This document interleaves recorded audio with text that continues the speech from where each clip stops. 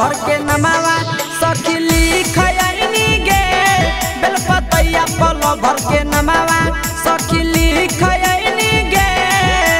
करेला पूजा पाठ सब सीख आईनी गे करेला पूजा पाठ सावन में सीख आईनी गे सखी सीख आईनी गे बेलपतैया पल भर के नमावा सखी लिख आईनी गे बेलपतैया पल भर के नमावा सखी लिख आईनी गे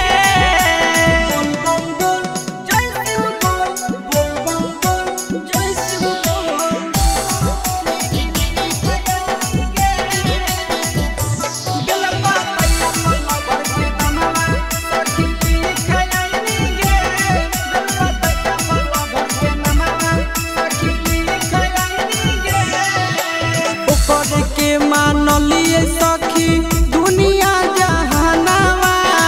करोहिए सोमारी चढ़ते सावन महीनावा ऊपर के मानलिए सखी दुनिया जहानावा करोहिए सोमारी चढ़ते सावन महीनावा आचारा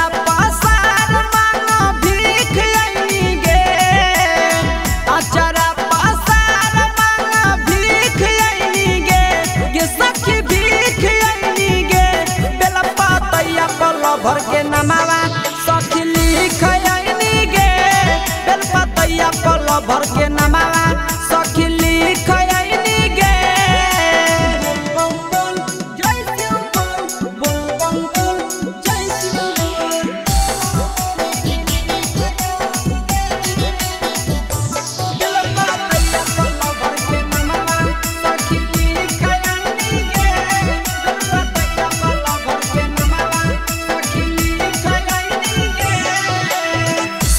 पार्वती के जैसन हमरो कई प्यार गे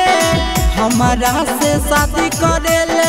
विकस है तैयार गे शिव पार्वती के जैसन हमरो कई प्यार गे हमारा से शादी करेला नंदन है तैयार गे आशीष के सूरत हम के सूरत हम परीछ आईनी गे हेगे परीछ आईनी गे बेलपतैया पल भर के नमावा सखी लिख आईनी गे बेलपतैया पसैया के नमावा सखी लिख आईनी